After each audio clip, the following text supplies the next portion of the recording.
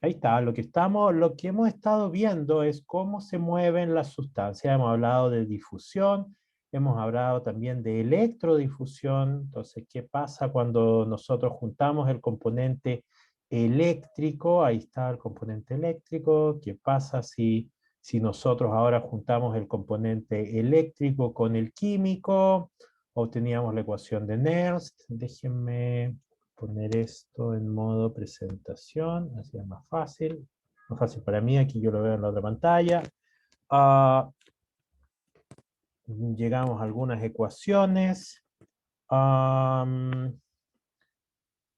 Quisimos ver qué es lo que pasaba en una condición particular, qué pasa si los iones están distribuidos al equilibrio, cómo afectan ellos el potencial de membrana, y qué pasa cuando hay iones no permeantes, y eso lo definimos como equilibrio de Donan. Hablamos de esto, el balance osmótico, hicimos unos ejercicios, cómo resolver eso, hicimos unos ejercicios fáciles, otros no tan fáciles, donde tuvimos que hacer cosas, y lo hicimos en la sesión de los dibujos, hice mucho dibujo en la pizarra. Entonces, en el caso de un doble equilibrio de Donan, recuérdense, podíamos llegar a esa ecuación, y esa ecuación la hicimos cuando resolvimos unos ejercicios. Y esto es algo que la célula vive haciendo todo el día. Pero no es eso lo que voy a hablar, nada de esto voy a hablar, estoy haciendo un repaso nada más, para que se acuerden, para que su hipocampo recuerde. El punto al que queremos llegar es cómo puedo tener una ecuación que me dé cuenta del potencial de membrana de la célula, porque lo que habíamos visto antes era el potencial de equilibrio, cuando la célula es permeable solo a una especie iónica, y ya ustedes saben que hay varias especies. Entonces, este es el problema es que estamos a través de una membrana, y hay una diferencia de potencial eléctrico, y eso ya lo vimos la clase pasada, íbamos a suponer para resolver estas ecuaciones que el campo cae constante. La diferencia entre voltaje afuera y adentro es una línea recta. Eso es una gran suposición. Y la otra suposición es, y de esa la pasamos así de refilón nada más, porque es más latera, es que la diferencia de concentración también sigue una línea recta. Esas son cosas arbitrarias, pero funcionan bastante bien.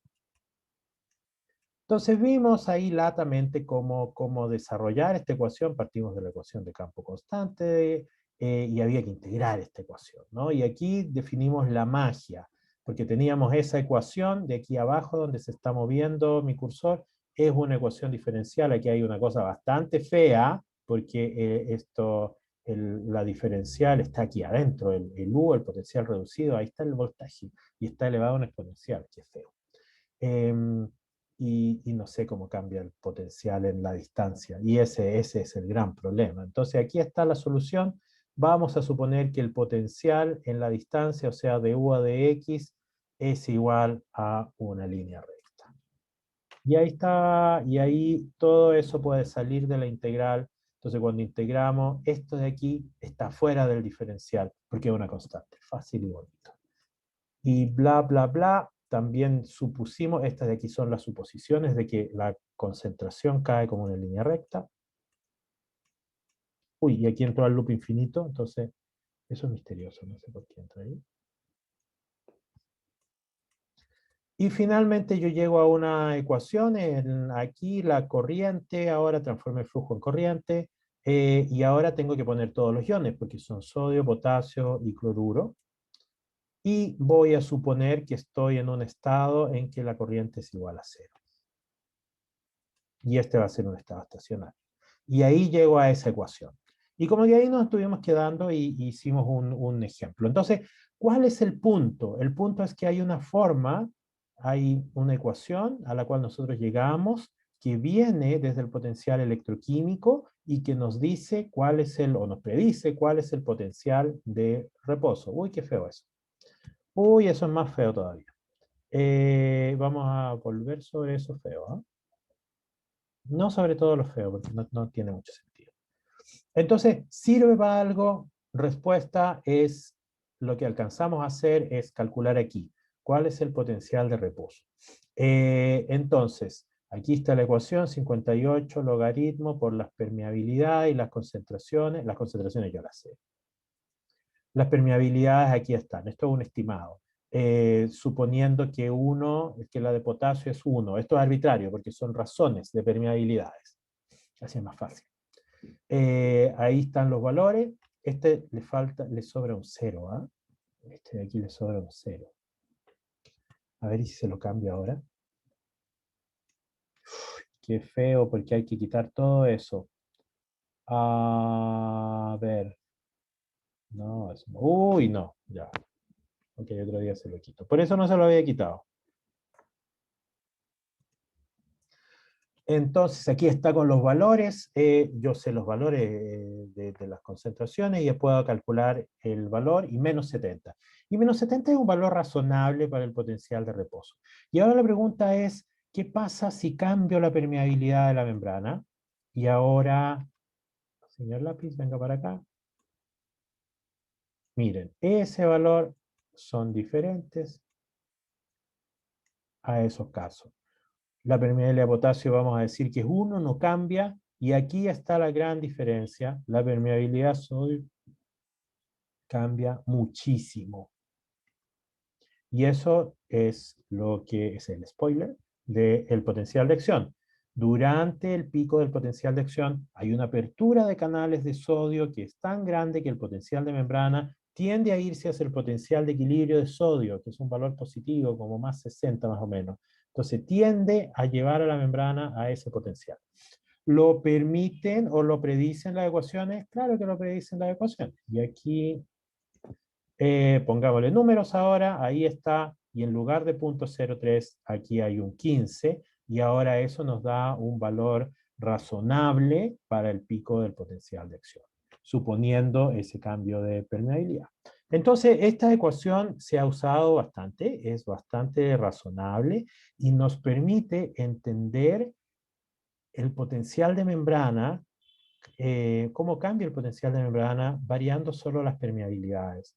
Porque, y esto se lo he dicho varias veces, las concentraciones, y si no se lo he dicho, este es el momento, las concentraciones adentro y afuera de la célula no cambian mucho. Se abren canales de sodio, entra sodio, sale potasio, pero al final el número de iones es bastante pequeño y uno lo puede calcular, es despreciable. Sí, cuando hay episodios de disparo prolongado, ahí sí puede cambiar la concentración de sodio adentro, y de hecho lo hace. Pero la célula se las encarga para mantener eso a raya. Vicente. Entonces, un potencial de acción consiste que cuando el potencial de membrana llega a un pico máximo, se abren canales de sodio para disminuir la hiperpolaridad de la hiperpolaridad de la membrana. Polaridad quiso decir. Respuesta corta, sí, y eso lo vamos a ver en clases subsiguientes. Ya. Oh, llegamos a esa. Me faltó una diapositiva que quiero...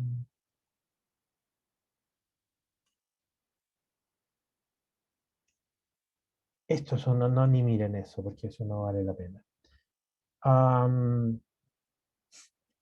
Solo a modo de, como dice un colega, snack mental,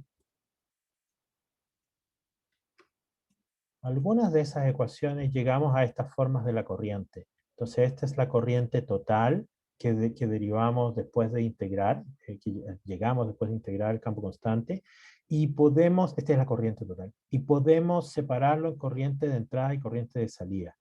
Eso se ha usado en la literatura, en papers muy antiguos, y la gente ha graficado la corriente que sale y la corriente que entra. Entonces, este es un gráfico, ahí están las ecuaciones, esto no lo voy a preguntar en la prueba ni mucho menos. Aquí en este gráfico se cambió el voltaje y se calcularon las corrientes. La corriente total es ese puntito, y fíjense que esto es una curva IV, como lo que graficamos cuando estábamos hablando de resistencias. Entonces, una resistencia óhmica tenía una curva IB que era una línea recta. La corriente total es esta cosita de aquí, puntito, puntito, puntito, puntito. Sigan el puntito, puntito, puntito, puntito. Eso no es una línea recta. Esta es la corriente, esto es haciendo el experimento en este sistema. ¿Se comporta como una resistencia? La respuesta rápida es no.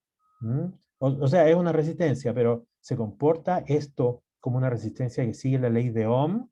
No, no. Quizás aquí es una línea recta, pero si ven los otros lados, no es una línea recta. Y eso en las siguientes clases vamos a tratar de analizarlo y nos va a quedar más o menos claro porque no es una línea recta.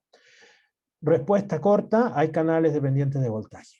A diferentes voltajes se van a abrir diferentes canales, la resistencia de la célula no es constante. Eso. Uno puede calcular la corriente que entra y la corriente que sale. Aquí está la corriente de entrada, muy grande, la corriente de salida es muy pequeña. Eso es nada más que un snack. Esto ya es un experimento que vino de un paper bastante importante.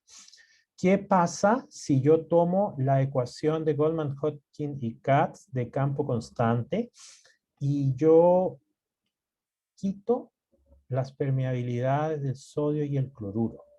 O sea, digo que la permeabilidad de sodio es igual a 0 y la permeabilidad de cloruro es igual a 0.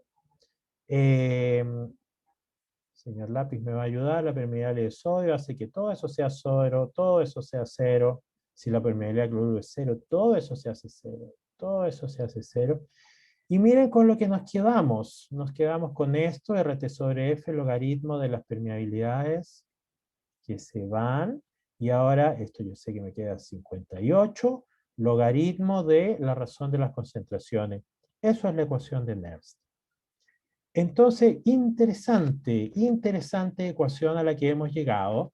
Es una ecuación que parecía complicada porque tenemos las concentraciones de varios iones, pero si nosotros eliminamos los otros iones y nos quedamos solo con uno, esto se transforma en la ecuación de Nernst. Excelente, porque ese es un caso conocido y ya y esta es otra manera de llegar a la ecuación de Nernst. Perfecto, perfecto. Hagamos un experimento ahora. Y este es un experimento. En otro curso yo pongo uno de colores. En este, perdón, aquí este no tiene colores. Este es un experimento de un paper, en el cual, antiguo por supuesto, en el cual lo que se hace es cambiar la concentración de potasio.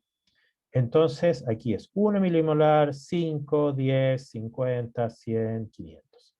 Probablemente para algunos de ustedes esta va a ser una de las primeras veces que vean un gráfico de un paper, porque quizás en otros cursos no lo han hecho, no lo sé.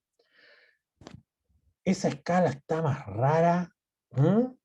Esa es una escala logarítmica, ¿ya? Y lo hacemos así porque es más fácil de hacer el punto nada más.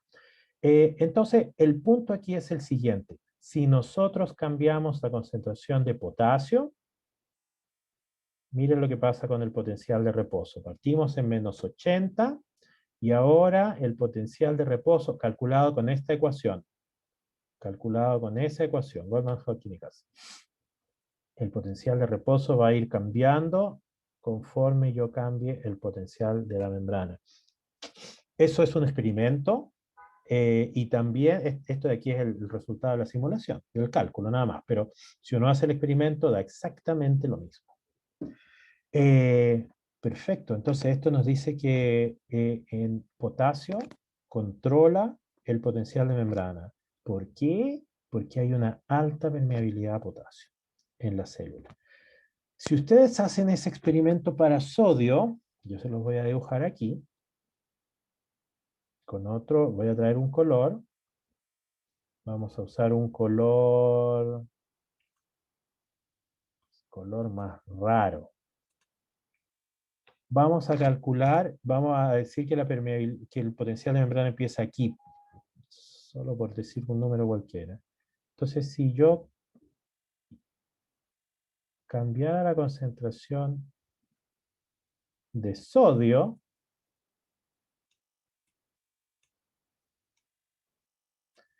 el potencial de membrana básicamente no cambia. Adrede, aquí lo hice un poquito más hacia arriba, por lo que vamos a ver al final de la clase. ¿Mm? Hay un componente, ¿controla sodio el potencial de membrana en el reposo? La respuesta es muy poco. Tiene una participación, pero es bastante pequeña. La participación grande es esta, la de potasio. Ustedes cambian el potasio y cambia el potencial de reposo.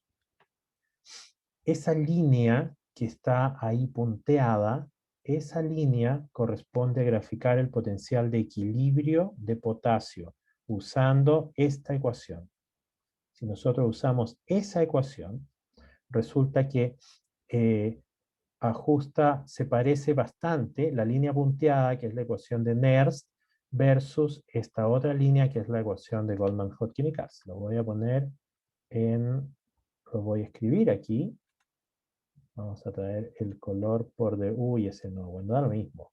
El color por defecto, esta de aquí es calculada con la ecuación de Nernst.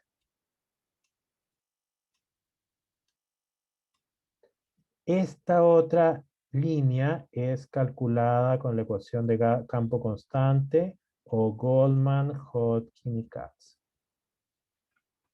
Se parecen a altas concentraciones de potasio. ¿Ya? Se parecen a altas concentraciones de potasio porque en altas concentraciones de potasio todo este componente de arriba y ese otro componente de abajo importan bastante. ¿Por qué? Porque la permeabilidad de potasio importa. Cuando la concentración de potasio cae, ya no es 500 milimolar, esto es brutal, ya no es 500 milimolar, ahora es menos, como 20 milimolar, ahora los otros iones pesan. La permeabilidad sodio ahora pesa más y la permeabilidad cloruro, ahora ellos tienen algo de injerencia. Por eso esa curva, la curva de Goldman, Hodgkin y Katz, se separa de la curva de la ecuación de Nernst. Ya, entonces todo esto es para mostrarles que esta ecuación es una ecuación bastante interesante. Si nosotros tomamos esta ecuación, nosotros podemos llegar a la ecuación de Nernst, que era algo conocido, y la derivación de ambas ecuaciones es diferente, y va por lados diferentes. Bueno, ya vimos esto. Ven para acá. Nos servía. Y entonces, una de las cosas importantes hasta este momento es que este experimento, bueno, esto es una simulación, pero cuando se hace el experimento da exactamente igual que la línea, que esta línea de acá.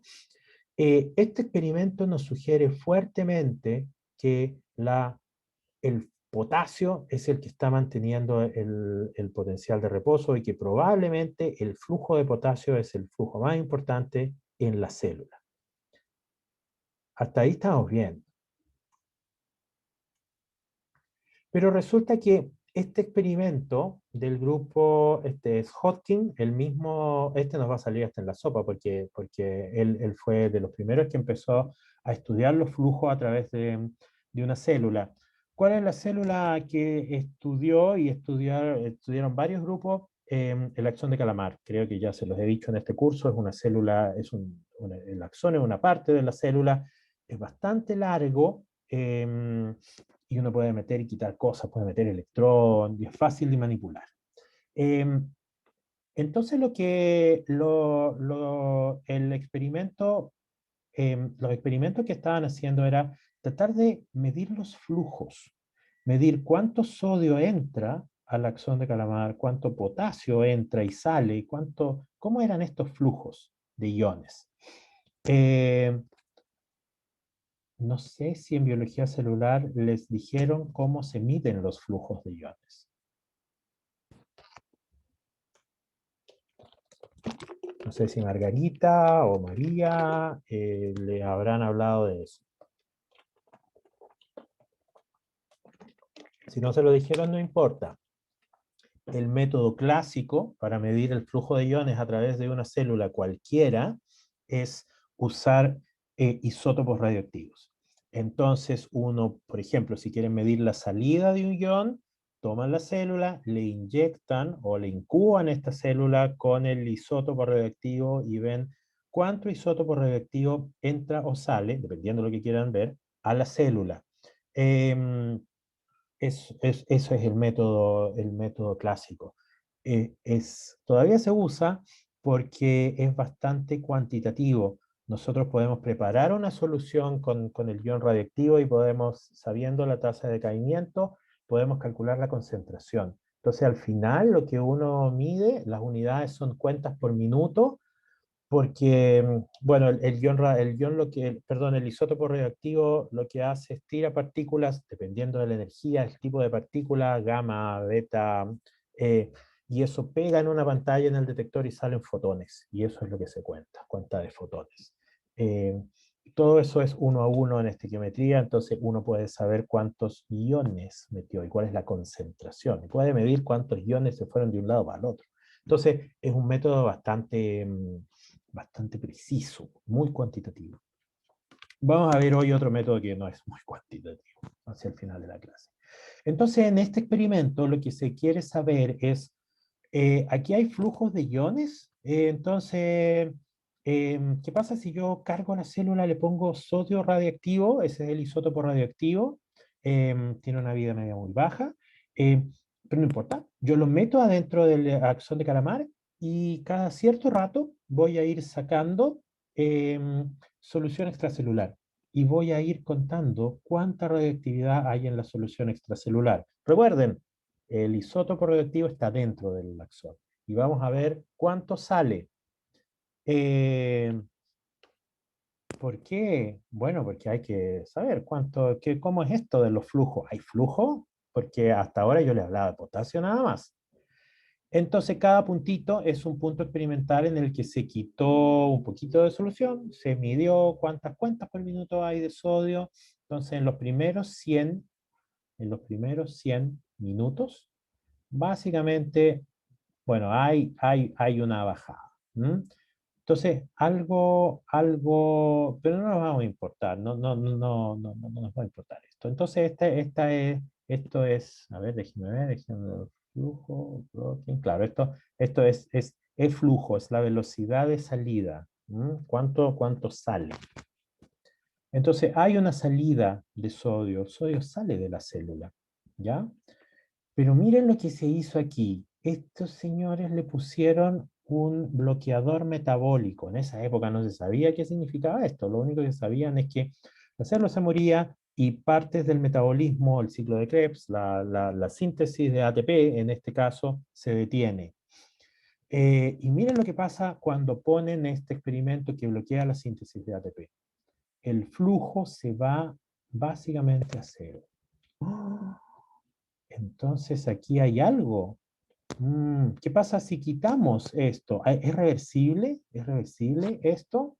Es reversible. Miren, cuando quitan esto, el inhibidor de la síntesis no es de la síntesis específicamente de ATP, pero lleva a la baja de ATP en la célula. Y ahora se recupera. Y se recupera a un nivel similar al que estaba antes. Fíjense que esto iba bajando, ¿verdad? Esto iba bajando. Hay varias explicaciones de la bajada, se estaba diluyendo la marca porque se está cambiando el volumen cada vez que uno le quita un poquito. Entonces, esa pendiente de bajada sigue con esa pendiente de bajada. Perfecto. Entonces, eh, hay transporte del ion sodio, pero ese transporte se acaba cuando le ponen un bloqueador de metabólico. Entonces, ¿qué significa esto? Que el flujo de ese ion depende de ATP. Entonces, este es el primer experimento en que nosotros vemos lo que ahora llamamos transporte activo. Hay un flujo de iones y ese flujo depende del ATP. Interesante. Bueno, Hodgkin ganó el premio Nobel por este y por otros experimentos. Este es otro experimento para ver específicamente, ¿será el ATP o será otro compuesto el que está involucrado en el transporte activo? Entonces, aquí es la misma idea, se está midiendo el flujo de iones sodio. Aquí se le pone esto de cianuro, si no me equivoco, es otro bloqueador. Eh, Baja, perfecto, baja. Hasta ahí estamos igual que en el otro experimento. Y miren lo que hicieron aquí. En esta flecha se le puso ATP hidrolizado, o sea, ADP y AMP. Tiene un cambio en el... ¿Hay un efecto? No hay ningún efecto. No es el ATP hidrolizado. ¿Qué pasa si le ponemos ATP, ATP? Aquí ocurre la magia. Aquí se restituye el flujo parcialmente porque la concentración que se pone probablemente no es suficiente para volver al sistema, al estado original. Además, la célula probablemente es muy poco y la célula lo hidroliza. Entonces se vuelve al estado. Entonces este experimento nos sugiere que ese flujo de iones depende particularmente de ATP. Entonces de aquí viene la idea de que existe una bomba de sodio en la célula. Y por muchos años, y todavía se ha usado ese nombre, en lugar de decirle sodio, potasio, ATPasa, se ha usado el nombre bomba de sodio. Por estos experimentos en los cuales Keynes y luego SKU medían el flujo de sodio hacia afuera y ese flujo dependía del ATP. SKU fue el que después desarrolló el ciclo de la bomba de sodio, probablemente lo vieron en biología celular, y ganó el premio Nobel por todos sus experimentos. Si nosotros quitamos el bloqueador, entonces se revierte parcialmente este efecto. Entonces es reversible y depende del ATP. Es el ATP el que está involucrado en esto. Estos experimentos son bien antiguos, como pueden ver, ¿ya? Pero son experimentos que llamamos fundacionales, porque ahí aparecieron estas ideas y apareció se fundó este nuevo campo de estudio.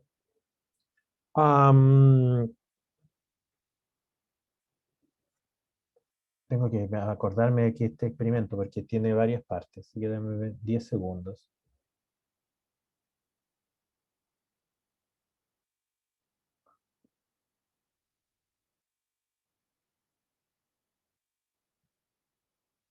Ajá, ajá.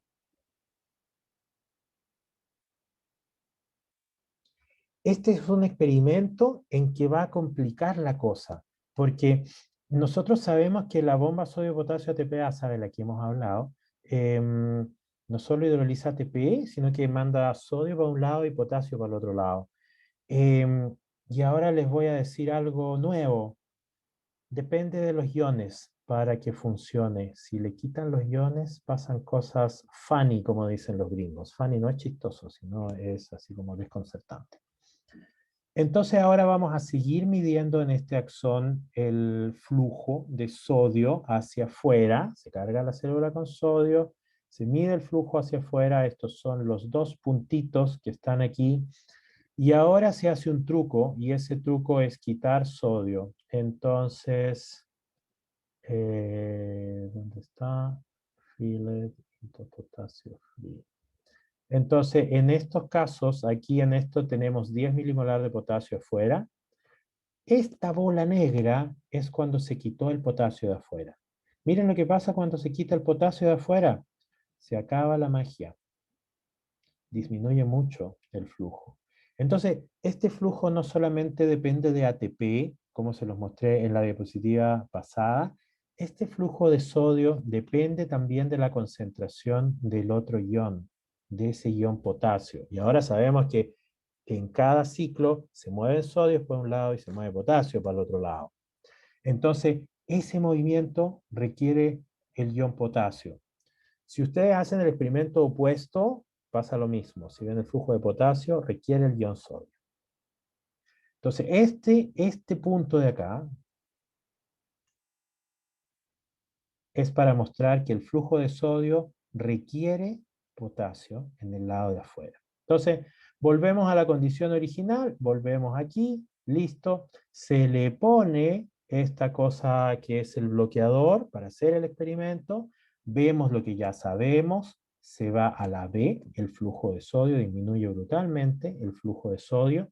Y en este momento se le pone, ahora no ATP, sino que se le pone ADP más arginina fosfato. Esto es un sistema de regeneración de ATP. Ustedes le ponen esto a la célula Hay que ponerle una enzima, habitualmente nosotros se la ponemos a la célula o se usa la que tiene la célula. Entonces, hay una enzima que toma ADP y arginina fosfato y lo transforma en ATP y arginina. Entonces, esto se llama sistema de regeneración de ATP. Si ustedes cargan la célula con esto, no importa que la célula use el ATP, luego va a usar el ADP para regenerar el ATP. Esto es un truco. Entonces, con este truco, no le pusimos el ATP, sino que le pusimos el ADP más la arginina, y eso lo que nos va a hacer es que nos va a mantener constante, esperamos, la concentración de ATP. Se revierte, y volvemos aquí, no volvemos al nivel original, volvemos a ese nivel. ¿Qué pasa si le quito el potasio? Va a pasar lo mismo que antes. Baja, sí, no baja tanto porque se esperó poco tiempo, ¿no? Y aquí también. Pero este sistema se acaba en el tiempo. Entonces, ya, y aquí volvemos a lo mismo de antes, se recupera cuando se acaba la magia. Entonces, todos estos experimentos son para mostrarles que hay un flujo del ion sodio desde el lado de adentro de la célula. Acuérdense, adentro de la célula hay poco sodio. A pesar de que hay poco sodio, hay un flujo de iones sodio hacia afuera. Ese flujo depende de la hidrólisis de ATP y depende de la concentración de potasio afuera. Entonces, estos experimentos fundacionales nos marcan el comienzo del entendimiento de este fenómeno que ahora llamamos transporte activo. Yo debía haber puesto una diapositiva mostrando el ciclo de la bomba de sodio. A ver. Sodium Pump Cycle. Vamos a ver si lo encuentro en 5 segundos. Si no lo encuentro, no pasa nada. Aquí hay uno. Copy. Ups. Spoiler.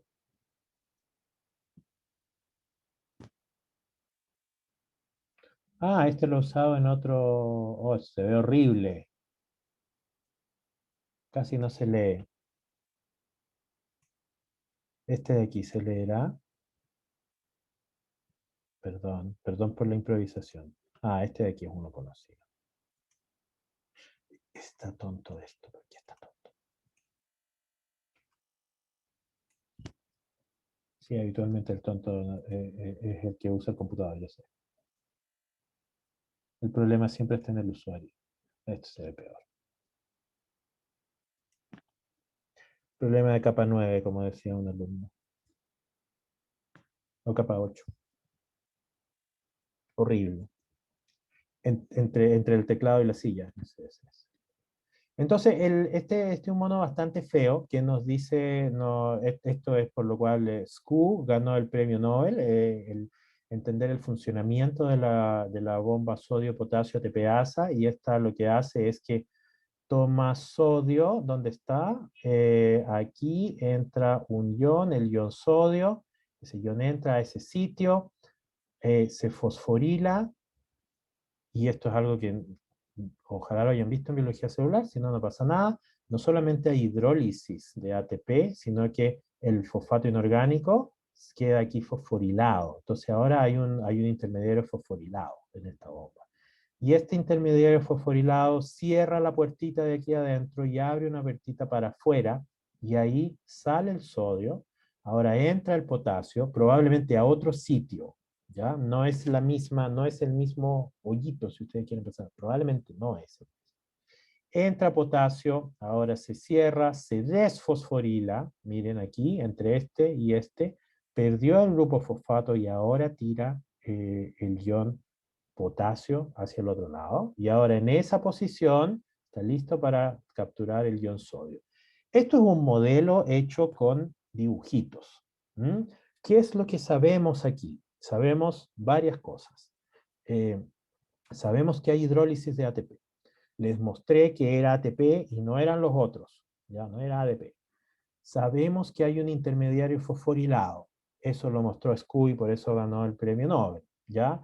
Y además sabemos la razón estequiométrica. Sabemos por flujos, en este curso yo no muestro esto, pero en el curso de doctorado sí entramos en eso. la razón de flujos de sodio versus potasio es 3/2. Entonces de ahí viene la idea de que son 3 iones para un lado versus 2 iones para el otro lado. No es que los hayamos contado, es que la razón de flujo da eso. ¿Qué más sabemos? Sabemos otra cosa más. Sabemos, sabemos el flujo, sabemos el fosforilado, y también sabemos que estos sistemas son reversibles. Es decir, que si ustedes cambian las concentraciones de los iones, en lugar de hidrolizar ATP, van a sintetizar ATP. Y eso fue un experimento clásico también del grupo de SCU, en el que ellos sintetizan ATP, haciendo que la bomba vaya en fase reversa. Entonces, ¿ustedes saben cómo se sintetiza el ATP en la célula? Hay una bomba de protones en la ATP sintetasa que está en la membrana de la mitocondria, y por el flujo de protones a través de ella, el flujo de protones siguiendo su gradiente de concentración, se sintetiza ATP, tomando ADP y fosfato inorgánico. Entonces, y ese es un pariente lejano de la sodio potasio ATPasa. Entonces, dependiendo, uno puede hacer que estas cosas, bombas y transportadores, vayan en la fase normal o vayan en fase reversa. Ese es un concepto importante, fase reversa. En la vida de la célula no van en fase reversa, aunque hay quizás hay un transportador que quizás vaya en fase reversa, eso no se sabe todavía. Pregunta hasta acá, porque vamos a cambiar de tema.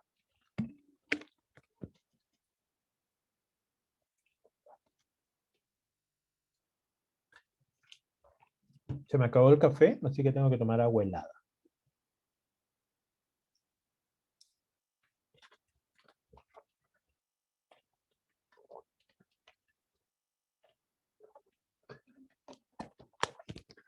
Ya. Habitualmente lo que yo hago aquí es que cambiamos de tema y vemos lo que se llama el circuito equivalente, porque lo que hemos visto en este curso han sido dos cosas como bien separadas. Por un lado hemos visto los fenómenos eléctricos, la resistencia del condensador, la carga del condensador. Hemos hablado de la batería nos llevó a entender los flujos, la ecuación de inercia, ahora llegamos a la célula y la ecuación de Goldman-Hodgkin y Katz.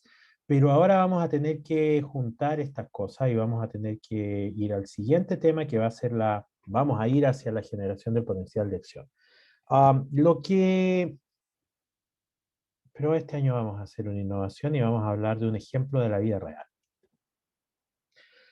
Entonces, aquí estoy viendo el chat, profe, entonces si uno de ellos, ATP, sodio y potasio, simplemente no funciona, así es. Y voy a buscar la diapositiva. Entonces aquí está la prueba. Aquí está funcionando el flujo hay sodio adentro, hay potasio afuera, eso representan los circulitos transparentes. Ese circulito negro significa que se sacó el potasio. Si se saca el potasio, deja de funcionar la bomba. ¿Por qué? Porque para que ocurra el ciclo, necesita que se fosforile con el ATP, entra el sodio, se mueve para el otro lado, ¿ya? Y aquí tiene que entrar potasio, y ese potasio luego unido se desfosforila, y ahora desfosforilado, mira, aquí estaba fosforilado, se desfosforiló con el potasio unido acá, y ahora desfosforilado cambia de forma. Si tú le quitas el potasio, no ocurre ese paso de desfosforilación y el flujo se acaba. Entonces, necesita sodio, potasio y ATP para funcionar. A uno siempre le enseñan que depende del ATP. Sí, porque el profesor que escribió el libro de la biología celular no escribió el libro de fisiología, al parecer. Es por eso. Y esas son cosas que ocurren en el mundo. Conforme ustedes vayan avanzando en la carrera, se van a dar cuenta que algunas cosas que uno aprende en el libro de fisiología no están tan bien, perdón, en el libro de biología celular, no son tan correctas. En el caso de los flujos de iones también pasan cosas así. ¿Ah? Depende del libro, pero hay algunas cosas que no están tan bien dichas en el libro de la biología celular. Ya, entonces vamos a pasar les voy a mostrar un ejemplo de la vida real, que tiene que ver con sodio. Yo les trato todos los años de convencerlos de que la permeabilidad mayor de la célula es sodio, perdón, es potasio, y de hecho tuvimos un ejemplo acá, un ejemplo de la vida real, en que la permeabilidad, acuérdense, ese tiene un cero de más, la permeabilidad de sodio es muy baja. Entonces, 1 versus 0.03, ¿ya? Entonces, sodio impacta muy poco. ¿Cuánto es muy poco en una célula? Es una gran pregunta. Les voy esta es una historia para poner en contexto cuánto realmente impacta en una neurona el quitarle estas conductancias de sodio, porque ese numerito, finalmente de ahí, ese numerito de ahí significa que hay canales abiertos. Entonces, ¿cuántos canales hay? No lo sé. Y tampoco me importa mucho, pero ¿cuánto impacta esos pocos canales? ¿Cuánto impacta eso en la vida de la célula? Bueno, este es un paper que fue muy famoso allá por el 2005, si no me equivoco, 2007 quizás, del grupo de Rennes, en el cual ya en esa época sabíamos que había canales de sodio abiertos en el reposo. Eso se sabía. Muy poquitos. Por eso el número .03. ¿Ya? La pregunta es, ¿cuál es el gen que da cuenta de eso? Habían un montón de hipótesis. Había una hipótesis que era que nos encantaba a los electrofisiólogos, que era los mismos canales que están dando cuenta del potencial de acción, ellos entran hay algunos que no se inactivan y que están abiertos en el reposo. Es una hipótesis muy nerd. Y la otra hipótesis, más como del lado de la biología celular, es que hay un gen que codifica para un canal y ese canal está abierto en el reposo. Por supuesto, a los que están de mi lado, esa hipótesis aquí es fome, es más interesante pensar en eso, que hay unos pocos canales que entran en un estado raro. Los números dan, además. Ya, respuesta corta, hay un gen. No significa que lo otro sea mentira, ¿ya? Pero significa que en algunas células hay un gen, se expresa un gen. Y este es un gen particular que ya se sabía que existía, y este fue el primer grupo en que estudió ese gen, ¿ya? La funcionalidad del gen. Entonces, cómo se estudia un gen? Yo quiero ir ahora o sea, más que el gen, la proteína. Lo que se hace es que se clona y se expresa esta proteína en un sistema heterólogo. No sé si puse una diapositiva de la clonación. Maldición, no puse una diapositiva de la clonación. Esto es relativamente simple en la biología celular. Uno busca la secuencia por bioinformática y ellos sabían cuál era la secuencia, la habían identificado, posible candidato. Por RT-PCR uno puede levantar con partidores, supongo que saben lo que es un PCR, y eso se lo tienen que haber explicado en la biología celular. Uno pone dos partidores y pone la secuencia verdad. Uno pone el DNA, doble hebra, pone los partidores, pone una polimerasa y la polimerasa copia para allá y para acá. Entonces voy a tener un pedazo de DNA entre este lado donde está mi partidor y este otro. Y eso lo pongo en un vector de expresión que es un DNA circular. Ya, mucha tecnología. Y hay más tecnología aquí, porque se pone en un vector que tiene el canal, pero además tiene un epítope. Esa palabra la han escuchado. Puede que hayan escuchado epítopo, es lo mismo. Epítope o epítopo es una secuencia pequeña que es reconocida por un anticuerpo. Entonces, yo voy a tener mi célula, le voy a poner el vector, que es este plasmidio circular, que tiene el gen, y al final tiene una secuencia conocida. Esa es una secuencia muy conocida, que se llama MIC. Entonces, voy a ver si la célula expresa esto. Y para expresar, para ver si una célula expresa esto, uno hace una técnica que se llama Western blot. ¿De qué se trata la técnica que se llama Western blot? Yo hablé con María y me dijo que ella habla todos los años sobre la técnica de Western blot. Así que no me pueden decir que no se los hablo. ¿En qué consiste la técnica de Western blot? Está relacionada con la electroforesis. Se ponía un suero en unas casitas en un gel y se ponían cargas en el gel, cosa que el gel se moviera. Entonces lo voy a tratar de traducir. Lo que uno hace es que toma la muestra, la pone en un gel de poliacrilamida, en esos pocillitos que tú dijiste, y eso se corre en un campo eléctrico. Aunque no venía preparado, aquí está. Ahí están los pocillitos, este es el gel, el dibujo del gel, ahí están los pocillitos. Vengo yo, bueno, yo ya no, pero alguna vez lo hice, con una jeringuita, los cargo ahí, eso se pone en una cámara de electroforesis, ese gel va dentro de un sándwich y que va con solución, esa solución conduce, y ahora las proteínas se van a mover porque hay un campo eléctrico y las proteínas están cargadas negativamente. Entonces se mueven en un campo eléctrico y el movimiento va a depender del peso. Por eso aquí hay una fuente de poder. Y acá, fíjense con atención, con su lupa, tienen que tomar una lupa y ponerse cerca de la pantalla y van a ver que hay varias rayitas. Cada rayita corresponde a una proteína que se movió en este gel. Ese es el primer paso. Eso es la electroforesis. Luego yo quiero hacer el Western blot.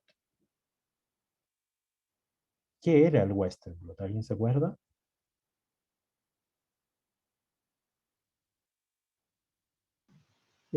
Había que después el gel, las proteínas que estaban en el gel se fijaban con un papel, Ahí está. haciendo una transferencia. Eso, se hacía una transferencia. Entonces aquí arriba a la izquierda, esta es una foto de un gel de poliacrilamida. Está teñido para que nosotros lo podamos ver, porque si no, no se ve nada. Cada bandita corresponde a una proteína. En la célula hay un montón de proteínas, ¿no? Eso no es, eso ya lo sabemos. Entonces, como tú dijiste, ahora yo saco este gel con cuidado, le pongo un papelito, que es una membrana de nitrocelulosa, lo pongo en un campo eléctrico fuerte para que se transfiera. Y ahora se fue todo al papelito. Listo, se fue todo al papelito. ¿Y ahora qué hago? Ahí está, spoileado, aquí abajo.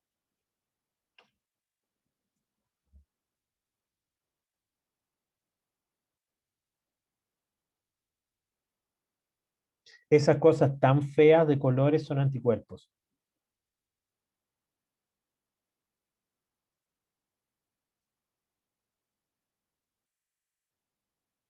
Tienen que repasar esto. Entonces, ahora que yo tengo el papelito, que es donde está la proteína, le vamos a poner un anticuerpo primario y ese anticuerpo va a reconocer a la proteína. Cuando yo estoy haciendo estos experimentos, habitualmente no tengo anticuerpos para todas las proteínas. Por eso hicimos el truco, o más bien el grupo de REN hizo el truco que hace todo el mundo, que es fusionar la proteína con ese pedacito que se llama MIC, que es una secuencia muy corta, y hay muchísimos anticuerpos contra ella, y uno los compra.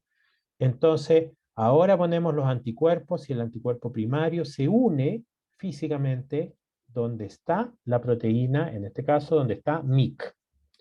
Luego se pone este verde, que es el anticuerpo secundario.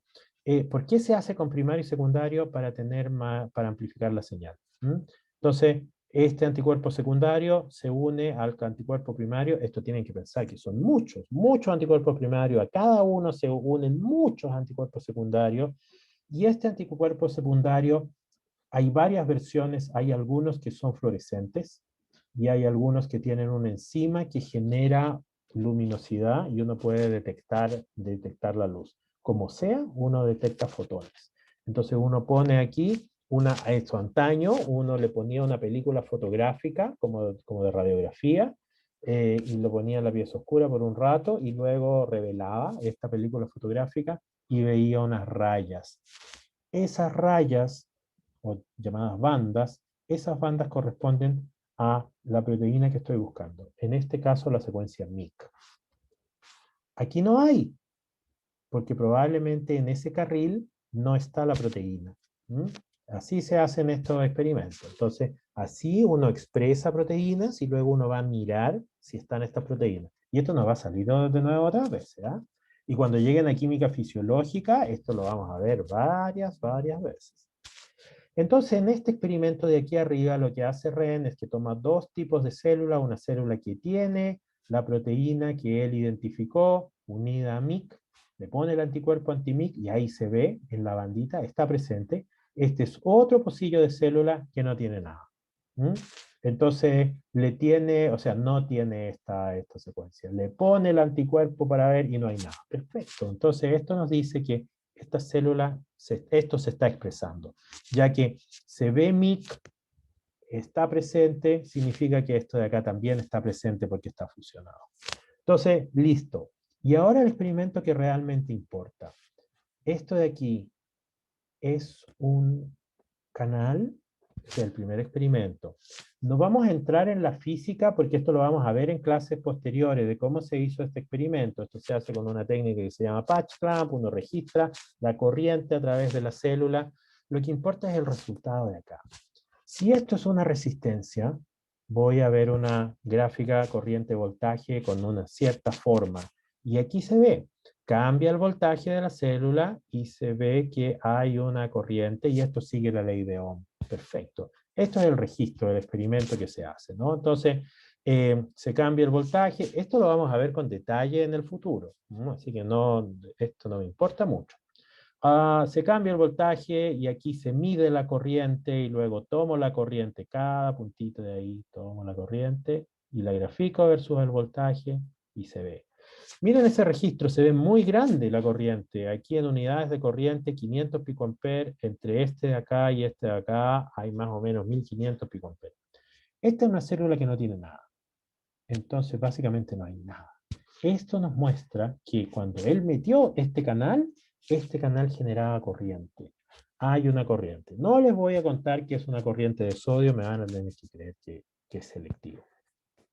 La pregunta es, este canal, que ahora él sabe que es un canal de sodio, que no depende de voltaje, eso no se los voy a contar, ¿tiene un impacto fisiológico?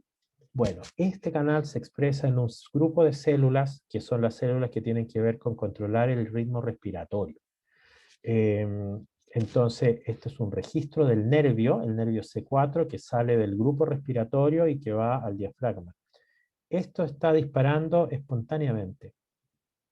Fíjense, cada rayita es un potencial de acción que se ve en el nervio. Lo estamos registrando en la célula. El nervio tiene un montón de axones y se ve que dispara espontáneamente. Qué bueno que dispare espontáneamente, porque eso significa que el animalito respira, igual que nosotros. Este es un mutante, este fue un paper muy importante y se usó, y se hizo un knockout. Este es un animal que no tiene el gen que estamos estudiando. Miren lo que pasa. Ahora, ese animal, si le registramos ese nervio que va a mover el diafragma, básicamente no hay nada. Entonces ustedes esto es un experimento sin el animal, ¿ah? O sea, estamos registrando un nervio. Y ahí está la cuantificación, muy poca actividad. Entonces el animal se muere, me van a decir ustedes. Sí, el animal tiene problemas respiratorios y muere en etapa neonatal. Entonces, ese canal de sodio no es voltaje dependiente, tiene una función, porque si lo quitamos, ese canal de sodio, ahora el nervio no funciona y el animalito se muere. Pero la pregunta realmente es ese potencial de ese canal de sodio altera el potencial de reposo o no. Porque si no altera el potencial de reposo, mejor nos vamos, era otra cosa nomás. Entonces este es el último experimento que les voy a mostrar y esto es para mostrarle que eso altera el potencial de reposo. Estas son mediciones del potencial de reposo. No les voy a entrar en la electrónica de cómo se mide esto. Esto lo vamos a ver después en el curso.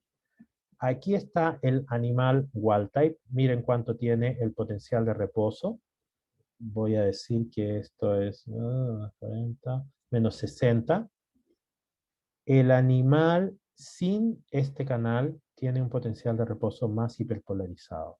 Y ese es el punto. Esto es en célula, esto es en neuronas, si no me equivoco. Entonces, este realmente es el punto. Hay un canal que deja pasar sodio, no es voltaje dependiente, no está participando en el potencial de acción, pero mantiene el potencial de reposo. ¿Ya? Entonces, si yo, ¿cómo sé que mantiene el potencial de reposo?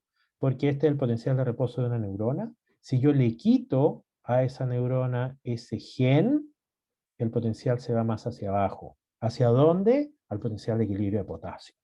Entonces, habían canales de sodio abiertos. Muy pocos. Ese cambio en el potencial de reposo son como 5 a 10 milivolts. Eso es poco. Pero ese cambio es lo suficiente para que estas neuronas estén cerca del umbral de disparo y puedan disparar espontáneamente. Si le quito eso, esa neurona va a estar más lejos del umbral, más hiperpolarizado el potencial de reposo y va a costar más disparar un potencial de acción. Entonces, esto es un paper importante en esta parte del curso porque nos dice que en el reposo, antes de generar potenciales de acción, hay una conductancia de sodio. Esa conductancia de sodio tiene muy pocos milivolts. ¿Ya? La diferencia de milivolts es pequeña, pero existe. Pero en un caso fisiológico hace que estemos muy lejos del umbral y no dispara. Entonces, esta conductancia, el potasio es fundamental, pero también hay otras conductancias en el reposo. Y este paper nos muestra que hay una conductancia de sodio en el reposo. Lo de la derecha no se los voy a mostrar, es una cosa más nerda biofísica, que es una... a veces los cambios son pequeños y uno quiere exacerbar los cambios. Entonces hace experimentos más biofísicos, menos fisiológicos, para ver que se vean estos cambios, y eso es lo que es, y esto no importa mucho, ¿ya? Entonces, el punto es ese. Entonces, todo esto para decirles que si bien ese valor que está en esta ecuación, 0.03, parece pequeño, eso es importante. El bajo número de canales de sodio que están abiertos ahí tiene un impacto, ¿ya? Y matar esos canales puede afectar la fisiología de la célula y puede hacer que la célula ahora no dispare espontáneamente y el animal ya no pueda respirar. Entonces, este es un paper que nos dice, que nos pone en contexto que todas estas ecuaciones raras y fome tienen un efecto y nos permiten entender el potencial de reposo. Por mucho tiempo no se estudiaba el potencial de reposo porque era la cosa más fome del mundo. Ahora tenemos bastante claro que si ustedes cambian el potencial de reposo, nos acercamos o nos alejamos al umbral y cambia además el funcionamiento de los canales. Entonces es fundamentalmente importante entenderlo. Ya, preguntas hasta acá.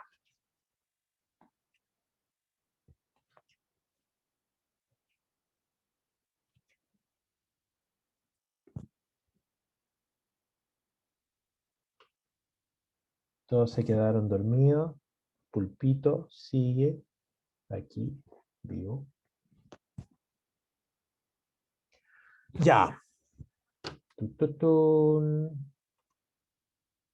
Ya, nos vemos el lunes entonces.